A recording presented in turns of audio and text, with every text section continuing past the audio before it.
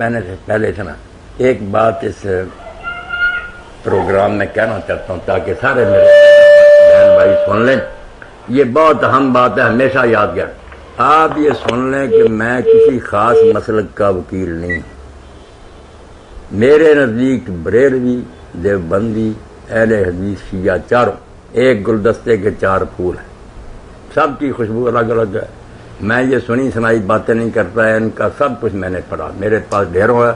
اس کے بعد میں کہتا ہوں کہ ان میں کافر نام کی کوئی بات نہیں ہے. یہ سب مسلم ہیں, اللہ کے رسول کے پروانے ہیں, دین کے دیوانے ہیں. سمجھنے میں کوئی غلط فہمی کسی کو اگر ہوگی تو کوئی بات نہیں. جہاں تو اس کا علم تھا اس نے اپنا علم استعمال کیا, اللہ اس کی نیت کے مطابق. اس لیے ایک تو یہ جو نا کہ میں ان میں سے کسی کو برا کہوں, یہ توقع مجھ سے نہیں رکھنی چاہیے. یہ بالکل مسلم ہیں, ان کا احترام کرتا ہوں, ان کے علماء کا عزت سے نام لیتا ہوں. دوسری بات کہ جو کچھ میں کہتا ہوں وہ وہی الہی نہیں ہے کہ مجھ پر کوئی معذلہ وہی آتی میرا کہنا جو حرف آخر ہے. میں بھی ایک انسان ہوں, جو میں نے پڑھا وہ میں پیش کرتا ہوں. غلط بھی ہو سکتا ہے, دوسرے لوگ اپنی رائے بھی رکھ سکتے ہیں. یہ بھی بچے نے جس بات کی طرف توجہ دلائی, ہم کو کفار کا رونا روتے ہیں, یہ بھی بات بالکل برحق ہے کہ دین کی بربادی میں جتنا دخل رہنا اس فرقہ واریت کا ہے کہ مسلمان گروہ میں بٹ گئے. صد ملت ملتیں انگیز. اقبال کہتا ہے ایک ملت بنائی تھی رب نے, تو نے اس سے سینکڑوں ملتیں بنا لی. لیبر لگے ہیں, یہ شیعہ ہے, یہ سنی ہے, یہ بریلوی ہے, یہ دیوبندی ہے. اب آگے ان سنیوں میں بھی کئی گروہ ہیں, حنفی, مالکی, شافعی, اور اس سے آگے بریلوی, دیوبندی, ان کے بھی حیاتی گروہ. اور گروہ بننا بھی کوئی بری بات نہیں تھی, آپ ناراض نہ, گروہ بننا فطری بات ہے. مگر ان کا آپس میں جھگڑنا, ایک دوسرے کو کافر کہنا, مسجدیں الگ کرنا, سلام کلام, یہ جرم ہے. اس کو مخالفت اور نزاع کا سبب بننا یہ غلط ہے. اختلاف فطری ہے. مفتی محمد شفیع رحمۃ اللہ علیہ فوت ہو گیا تقی عثمانی کے بعد, بڑی پیاری بات کی انہوں نے کہ جو کہتے ہیں نا اختلاف ختم ہو جائے, وہ چاہتے ہیں کہ یا عقل چھین لی جائے انسانوں سے, سوچنے کا مادہ ختم ہو جائے. اگر سوچنا ہے تو ظاہر بات ہے سطح مختلف ذہنوں, کسی ڈاکٹر کے ذہن میں کچھ بات آئے گی, دوسرے کے ذہن میں کچھ, وہ سوچنے دونوں. اگر تم کہو نہیں ایک سوچے گا باقی نہیں, تو پھر ان سے عقل چھین لو. اور اگر کہیں کہ سوچو مگر رائے کا اظہار نہ کرو, ایمانداری سے جو تم نے سمجھا نا وہ نہ بیان کرو, بس ہاں ہاں کہی جائے. یہ دونوں باتیں یا عقل جاتی رہے یا دیانت جاتی رہے, پھر اختلاف ختم ہوگا. ورنہ برداشت کرو کہ فکرہ ایک ہی ہے. میں نے غنی عثمانی کی, غنی کشمیری کے بارے میں بڑا شاعر تھا, مثلا یہ لکھی زندگی میں مشہور ہوگی. تو ایک مسجد میں وہ رات ٹھہرا, مگر لوگ نہیں جانتے تھے, کسی نے یار یہ کتاب لکھی. صبح مولوی صاحب درس دے رہے تھے, وہی کتاب پڑھا دے. ایک شعر کی 16 تشریح کی, سب بنتی تھی, یہ بھی سنتا رہا, بنتی بھی ساری ہو. ایسا عالم تھا. مگر بعد میں اس نے رضا میرے کہا کہ مولانا میں آپ کے علم کی داد دیتا ہوں, مگر ان 16 میں سے میرے ذہن میں کوئی ایک مطلب بھی نہیں تھا, میں نے تو 17واں مطلب دیا. تو ایک عبارت کے کئی معنی بن سکتے, کوئی بات نہیں. ایک شعر کے کئی استاد تھے. اختلاف کو برا نہ مناؤ, مگر اختلاف کو لڑائی کا سبب بنا لینا, مرنے مارنے پر آ جانا, کافر کہنا, سلام کرنا, یہ جرم ہے نا. اگر میری رائے دوسری, میں کہوں ٹھیک میری سمجھ بھائی ہے, مگر دوسرا عالم اگر کچھ دوسرا سمجھتا نہ, مجھے وہی آئی ہے نہ وہ کافر ہے. دونوں ایمانداری سے جو سمجھتے ہیں انشاءاللہ جنت میں ہی ہوں گے. مگر یہ تنگ نظری جو علماء میں پیدا ہوگی نا, کیا اپنے سوا کسی کو مسلمان نہیں مانتے. یہ 4 باتیں جو مولانا رحمۃ اللہ نے کہی نا, کہ فرقے کیوں بنتے ہیں اور امت میں فساد کیوں پیدا ہوتا ہے.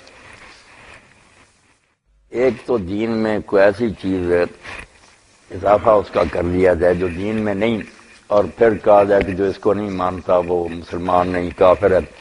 اس سے فساد بڑھتا. دوسرا, اگر کوئی دین کی بھی بات ہے مگر وہ اتنی اہم نہیں جتنی اہمیت کو اس کو دے دے کہ بس یہی ہے سارا دین, معمولی سی بات ہے, رائی اس کو من بنا دے, شیر بنا دے. اجتہادی مسائل میں کہا کہ بس ہم ہی حق پر ہیں, باقی جتنے کافر فاسق ہیں, یا حضور کے بعد کسی ایسے بندے کو نیک کو کہے کہ بس جو اس کو نہیں مانتا وہ بھی اسلام سے خارج ہے.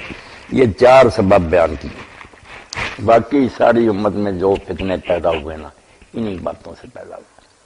آپ دیکھیں نا, آپ نے سنا ہی ہوگا کہ عباسی دور میں مامون کے زمانہ میں مسئلہ ایک پیدا ہو گیا کہ قرآن مخلوق ہے یا غیر مخلوق. اب یہ دین میں بات تھی نہیں, نہ مخلوق لکھا تھا نہ غیر مخلوق. اتنی بات لکھی کہ اللہ کا کلام ہے. دونوں فریق مانتے تھے کہ اللہ کا کلام, رائی بھی کسی بندے کا اس میں دخل نہیں. مگر ایک نیا شوشہ چک پڑا کہ یہ مخلوق ہے یا غیر مخلوق۔ اب وہ جو اس وقت قاضی تھا احمد بن عبید باد، وہ معتزلی تھا، اس نے کہا یہ مخلوق ہے۔ امام احمد بن حنبل رحمۃ اللہ علیہ سے جب پوچھا گیا، پہلے تو جمع رہا صحیح بات پر کہ یار یہ دین میں بات نہیں، نہ مخلوق ہے نہ غیر مخلوق، کیوں چھیڑتے ہو؟ مگر نہ لوگ بات آئے کہ کچھ نہ کچھ کہو۔ انہوں نے کہا پھر میری سمجھ کے اب تک غیر مخلوق ہے، وہ مخلوق والا ٹولہ بن گیا، یہ غیر مخلوق والے بن گئے۔ حکومت نے سختی شروع کر دی کہ سارے شہروں میں ایک ایک آدمی کو بلا کر پوچھو جو قرآن کو مخلوق نہیں نہ مانتا اس کو مارو۔ سب کی شامت آ گئی اور سارے علماء اور لوگ جو جنا حکومت کی بات مان گئے کہ واقعی مخلوق ہی۔ بندے 3 رہ گئے جو مار کٹائی کے لیے بچے، ان کو مار پڑی، ایک تو جیل میں فوت ہو گیا، 2 بچے، بس ان میں سے امام احمد بن حنبل آخر میں رہ گئے، مار کھاتے رہے، روزانہ کوڑے پڑتے تھے۔ جب ختم ہوا قصہ، دیکھیں نا وہ مولانا کی بات کہ روم سے عیسائیوں سے مسلمان قیدی چھڑا کر لائی حکومت، مگر ان کا امتحان شروع کر دیا کہ عیسائیوں کی قید سے آگے ان سے پوچھو قرآن مخلوق ہے یا غیر مخلوق۔ سادے بیچارے بندے، جو مخلوق نہیں کہتا جیل میں ڈال دو۔ عیسائیوں سے آ گئے مسلمانوں کی قید۔ اب خلیفہ واسق بیٹھا ہوا تھا تو حکیم صاحب کی عمر کا ایک بوڑھا جو تھا نا قیدی تھا عالم، وہ پیش ہوا، اس سے قاضی احمد نے پوچھا کہ قرآن مخلوق ہے یا غیر مخلوق؟ اس نے سرے کی بات کی، اس نے کہا قاضی صاحب سے میں خلیفہ صاحب بات پوچھنا چاہتا ہوں، مجھے اجازت ہے؟ خلیفہ نے کہا ہاں پوچھو۔ اس نے کہا قاضی صاحب اس مسئلے کا جواب کہ مخلوق ہے یا غیر مخلوق نبی علیہ السلام کو معلوم تھا؟ اب قاضی کو کہنا پڑا کہ تھا۔ اس نے کہا حضور کو تو یقینی پتا تھا نا، نبی جو تھے، کہ مخلوق ہے یا غیر مخلوق؟ ہاں پتا تھا۔ بیان کیا؟ ساری عمر نے مسئلہ چھیڑا؟ نہیں۔ اس نے کہا اللہ کے رسول کو یقینی پتا تھا جو بھی اس کا جواب تھا، آپ نے نہیں ضرور سمجھی نہ بیان کیا، تمہیں پتا بھی نہیں کہ تیرا جواب ٹھیک ہے یا احمد کا ٹھیک ہے، تم نے کیوں یہ شوشہ چھوڑا؟ رسول جانتے ہوئے خاموش رہا، اس بارے میں کوئی ضرورت نہ سمجھی، تم نے کیوں یہ بات، جبکہ تمہیں یقینی علم بھی نہیں۔ اب اس کا جواب نہیں قاضی کو ہے کہ دین میں ایک نئی بات شروع کر لینی اور اس میں فرقے بنا رہے ہیں۔ جب قاضی تھوڑی دیر تک چپ رہا تو خلیفہ نے پھر اس وقت کہا واسق نے کہ قاضی احمد کا گدھا بہت تیز آ رہا تھا مگر پول پر آ کر بیٹھ گیا، یہاں آ کر یہ بالکل شرمندہ ہو گیا۔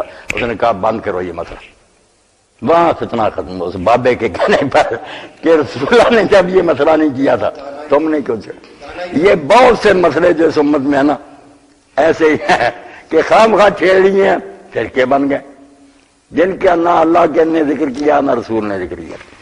بعد میں آ جاتا ہے کہ کوئی مسئلہ ایسا ہے کہ وہ دین میں ہے تھوڑا بہت، مگر اس کا یہ مقام تھوڑی ہے کہ اس پر لوگوں کو کافر اور مومن کہا جائے۔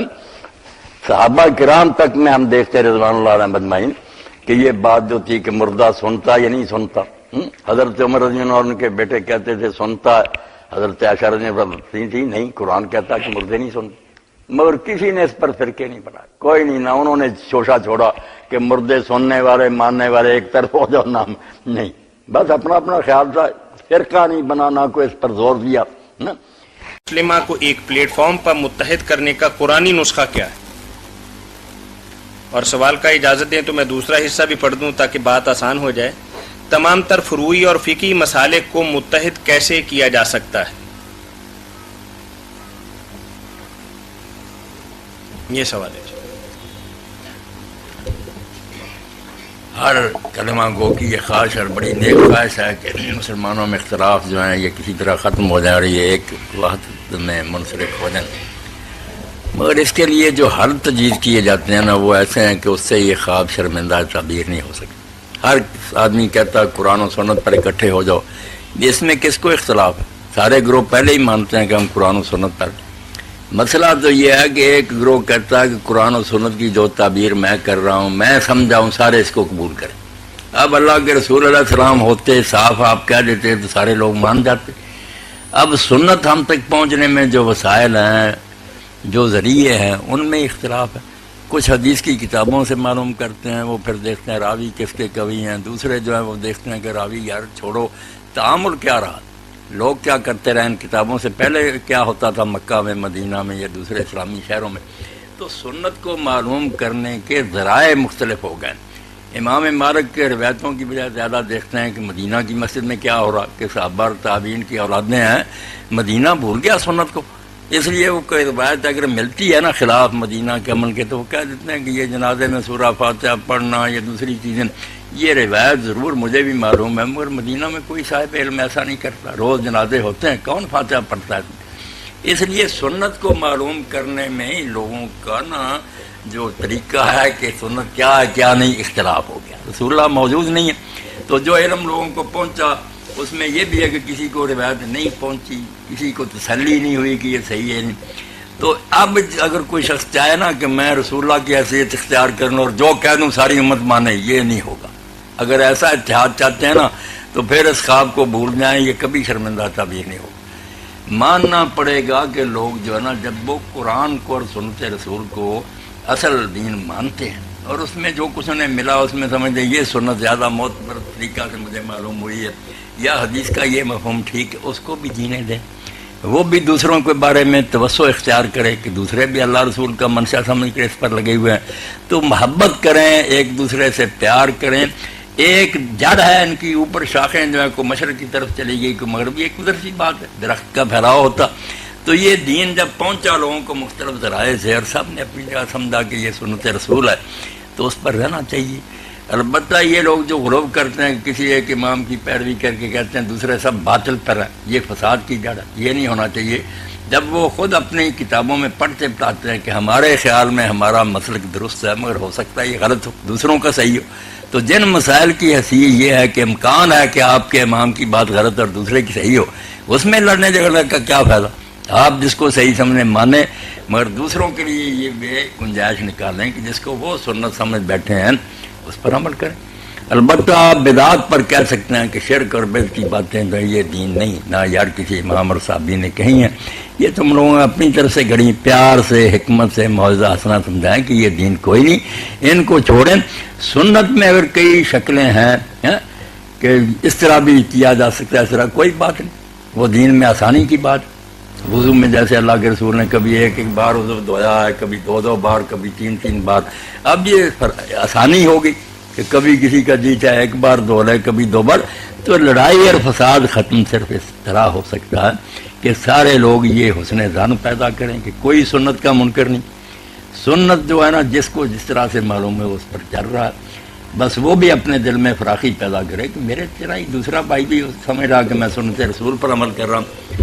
یہ ایک طریقہ ہے کہ علماء مدارس میں بجائے مسلکوں پر زور دینے کے سب کا بتائیں کہ ان کے پاس یہ دلیل ہے، ہمارے پاس یہ ہے، بے شک راج مرجو کی بات کریں کہ ہمارے خیال میں یہ روایت زیادہ مضبوط ہے، اس لیے بیٹا ہم یہ کرتے ہیں، مگر سرے سے بے بنیاد دوسرے نہیں، یہ نہیں کہ ان کے پاس کوئی اصل ہی نہیں ہے نہیں، ان کے پاس بھی روایتیں ہیں وہ ہمارے خیال میں نہیں معتبر، وہ اگر معتبر سمجھتے ہیں تو سنت رسول پر جمے ہوئے اپنے خیال میں سب کو اجر۔ ہمارے ہاں ایک فرقہ اور مسلک جو ہے وہ صرف اپنے آپ ہی کو قرآن اور سنت پر عامل سمجھتا ہے، یا دیگر کے بارے میں ان کا نظریہ یہ ہے کہ یہ کچھ خیالات اور نظریات اور فقہ پر مشتمل کچھ ایسا ملغوبہ ہے۔ ہاں یہی سمجھے بیٹھے نا کہ دوسرے لوگوں نے رسول اللہ کو چھوڑ دیا، وہ اماموں کے ساتھ لیے بیٹھے، یہ بدتمی، وہ بھی کہتے ہیں کہ ہم یار اتنا سنت تو نہیں سمجھتے، امام صاحب کا زمانہ قریب تھا اس لیے انہوں نے جو کچھ سمجھا، اپنے خیال میں سارے لوگ سنت رسول کی تلاش میں ہی ہیں۔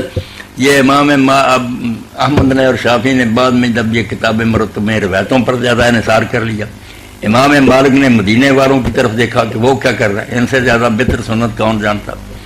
اب وہ حنیفہ رحمۃ اللہ نے دیکھا کہ ابن مسعود کو حضرت عمر نے بھیجا تھا کہ عراق میں آپ دین کے ذمہ دار ہیں، اب وہ دردار شام بھیجے تھے، اب ابن مسعود کا حلقہ درس جو تھا وہی چلتے چلتے مسائل امام ابو حنیفہ تک پہنچے۔ انہوں نے کہا یار جس کو حضرت عمر رضی نے سمجھا تھا کہ دین اس کے ذمہ ہے عراق کا، اس سے زیادہ معتبر کون ہے، جبکہ حضور کی حدیثوں میں موجود ہیں کہ میں نے اپنی امت کے لیے وہ دین پسند کیا جو ابن ام عبد کرے، اور صحابہ کہتے ہیں کہ ہم ابن مسعود کو رسول اللہ کے اہل بیت میں سے ایک شخص سمجھتے تھے، کیونکہ ہم جب آئے ہیں گھر میں ان کا اور ان کی ماں کا آنا جانا بالکل اس طرح تھا بلا جگی جیسے گھر کا فرد ہوتا، اور یہ بھی صحابہ کہتے ہیں کہ جو شخص اپنے چال چل میں، روش میں، لباس میں، طریقوں میں حضور سے سب سے زیادہ مشابہ ہم نے دیکھا وہ ابن مسعود تھا۔ تو مقصد میرے بات کرنے کا یہ ہے کہ سب نے اپنی اپنی جگہ اطمینان کیا کہ سنت کو معلوم کر کے یہ ذریعہ زیادہ معتبر ہے. ہاں؟ اب اس میں کوئی شخص کہہ سکتا کہ ان کی بجائے دوسرا طریقہ مگر یہ نہ کہے کہ لوگ سنت سے پھرے ہوئے ہیں، سنت کے منکر ہے، یہ غلط بات. نہیں مولانا، اگر کوئی آدمی کسی امام کی بات کو تسلیم کرتا ہے تو وہ قرآن و سنت سمجھ ہی کے کرتا ہے. ہاں، ہماری بات اگر کوئی مانے گا یا عصری صاحب کی یا علوی صاحب کی، وہ کب مانتا کہ یہ نبی ہے یا جو کہتے ہیں معاذ یہی سمجھتا کہ عالم ہے، ہم سے زیادہ جانتے ہیں، جو کہیں گے اللہ رسول کا دین بتائیں. اسی طرح وہ امام تھے، عالم تھے، علاقوں کے لوگ جانتے تھے کہ ہمارے علاقے میں یہی سب سے بڑا دین کے جاننے والا. تو اعتماد قدرتی بات ہے اپنے استادوں پر یا اپنے شہر کے عالم پر، اپنی مسجد کے عالم پر زیادہ لوگ بھروسہ کریں، اس کو جانتے جو ہوتے ہیں. جی ٹھیک. مگر اس کو بڑھا دینا کہ دوسرے گمراہ ہیں، یہ غلط ہے. دوسروں کو بھی کہیں کہ وہ بھی اگر وہ سمجھتے ہیں، علم والے لوگ کریں کہ وہ تحقیق کریں، سب کا پڑھ کر درمیان کی راہ تلاش کریں بجائے فساد نہ کریں. جی ٹھیک. تو مولانا اس کا کیا حل ہے کہ ہر فرقہ یہی بات کہتا ہے کہ ہم ہی ناجی ہیں اور ہم ہی صراط مستقیم پر ہیں اور ہم ہی صحیح طریقے سے نبی کریم صلی اللہ علیہ وسلم کی سنت مطہرہ پر عمل کرنے والے. بس اسی کو سمجھیں کہ یہ بس کی گانٹ ہے اور زہر کی وہ ہے نا گانٹ جس سے ساری امت برباد ہو رہی ہے. کون اس کا فیصلہ کرے گا؟ جب ہر شخص دعویٰ کرے گا میں ہی فرقہ ناجیہ میں سے اور ہم ہی صراط مستقیم ہیں، پھر جنگ ختم ہو ہی نہیں سکتی. اسی لیے تو میں چیختا ہوں چلاتا ہوں کہ آپ سب فرقہ ناجیہ ہیں، سارے صراط مستقیم پر ہیں، بشرطے کہ بنیادی باتیں دین کی جو ہے نا ان میں نہ خلل ڈالیں. بعد میں چھوٹی موٹی باتوں پر اگر کوئی ادھر بھی جا رہا کوئی نہیں، اس سے کوئی فرقہ ناجیہ سے نہیں نکل جاتا. اللہ کو ایک مانو، اللہ کے رسول کو آخری نبی مانو، قرآن کو سچی کتاب مانو، قیامت پر ایمان رکھو، فرشتوں پر یقین کرو، تم سب فرقہ ناجیہ ہی. اسی لیے امام ذہبی ہے سیر، آپ کے پاس پڑھی سیرہ نام نبلا، اس میں کہتے ہیں کہ ہم جو ہے نا خوارج حضرت علی کے خلاف اٹھے اور سب کو کافر کیا. ان کے بارے میں خلود کا نہیں کہہ سکتے کہ وہ ہمیشہ دوষی ہے. کیوں ہمیشہ دوषی ہیں؟ وہ کافر ہے، مسلمان ہے، حضور کو مانتے ہیں. تو فرقہ ناجیہ وغیرہ کی باتیں چھوڑیں، سب ناجی ہیں، رسول اللہ کا دامن پکڑے رکھیں. بس اتنا دیر اپنا کھلا کر رہے ہیں کہ بھائی مجھ کو یہ سمجھ میں آئی ہے بات، آپ نے اللہ کے رسول کا یہ منشا سمجھا، آپ بھی حضور کا ایک طریقہ ڈھونڈتے ہیں، میں بھی ڈھونڈتا ہوں. اتنی بات کرنے میں کوئی تکلیف ہے کہ ہم دونوں نے محنت کی ہے. آقا نے ایک حکم دیا تھا، ایک نوکر نے ایک معنی مطلب سمجھا، دوسرے نے دوسرا سمجھا. اور جب بتائیں گے مالک کو حضور میں نے تو یہ سب تو کہے گا ٹھیک ہے بچہ تیری بھی نیت ٹھیک تھی، شاباش شاباش. دوسرے کو بھی کہے گا. بد نیت لوگ اور فسادی جو ہے نا یہ ہیں قصوروار. ورنہ ایمانداری سے ایک بات کے کئی مطلب بھی آدمی سمجھ جائیں تو کوئی اس میں حرج نہیں. ایک مختصر بات جو ہر شخص علم والا جو ہے نا اس کے کام کی ہے کہ قرآن مجید کی بات ہے، حدیث کی بھی نہیں. اور لامستم النساء، وضو اور غسل کے مسائل میں آتا ہے کہ جب تم نے عورتوں کو چھوا.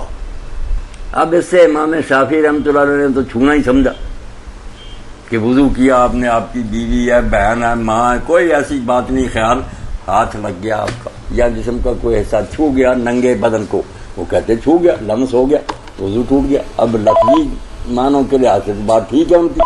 ابو حنیفہ رحمۃ اللہ علیہ کہتے ہیں یار کنایا ہے، در پردہ بات کی. اللہ نے چھونے سے کیا ہوتا ہے مراد اور جوان مرد عورت کا معاملہ ہوتا ہے. تو اب بات قرآن تو ٹھیک ہے، کوئی اس کو چھوڑنا نہیں چاہتا، اس کے سمجھنے میں جھگڑا ہو گیا کہ چھونا کیا ہے.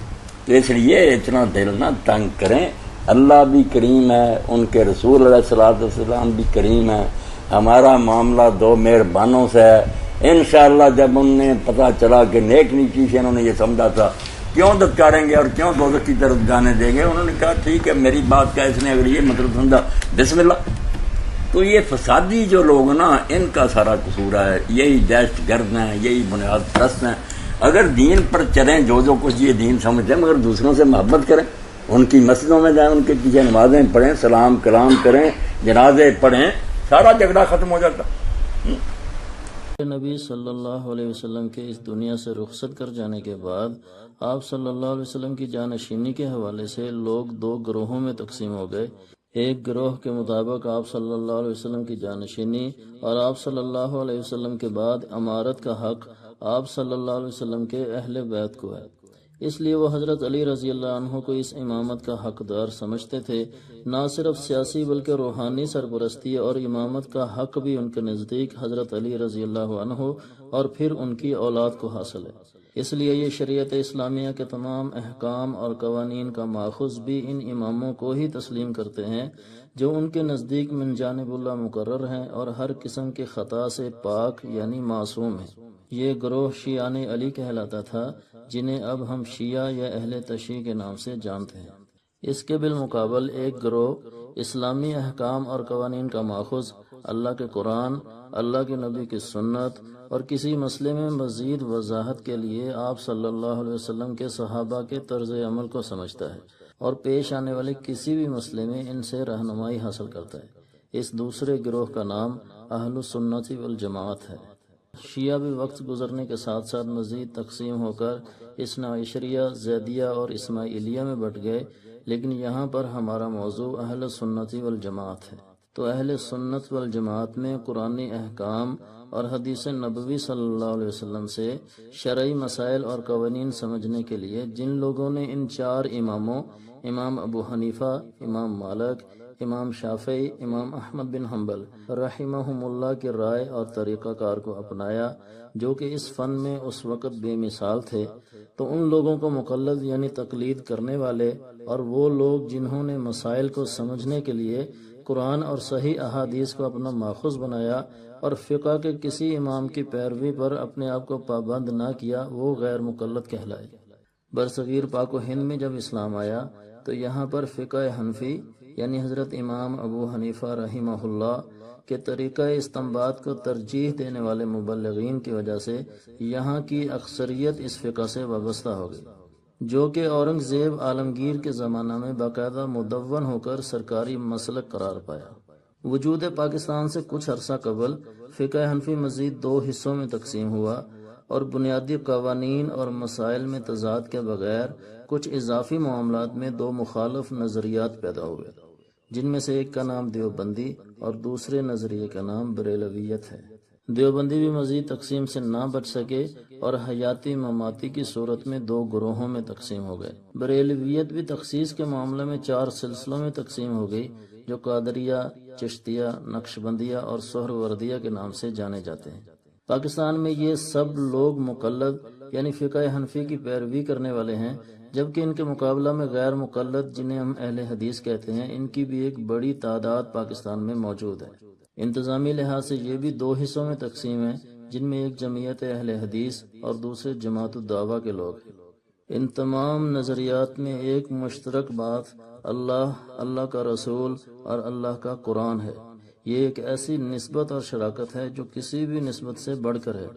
ایسی نسبت کی بنیاد پر ہم اختلاف رائے کے باوجود ایک قوم اور ایک امت بن سکتے ہیں، اور یہی مولانا صاحب کا مشن اور مقصد ہے۔ آپ کسی بھی نظریے سے تعلق رکھیں، اللہ، اس کا رسول، اللہ کا قرآن کسی کے لیے نازیبا الفاظ، کسی کو ذلیل کرنے، غیبت، جھوٹ، حسد، لالچ، بغض، ریا، دکھاوا، حرام مال کمانے اور کھانے کی اجازت نہیں دیتا۔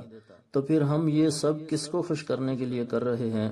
خدا را غور فرمائیے اور آئیے ہم ایک اچھے مسلمان بنیں اور اپنے گھروں میں، شہروں میں، ملک میں اور دنیا میں جو اپنی عزت کھوئی ہوئی ہے اس کو دوبارہ حاصل کریں۔ اللہ ہمیں پکا اور سچا مسلمان بنائے۔ والسلام علیکم ورحمۃ اللہ وبرکاتہ۔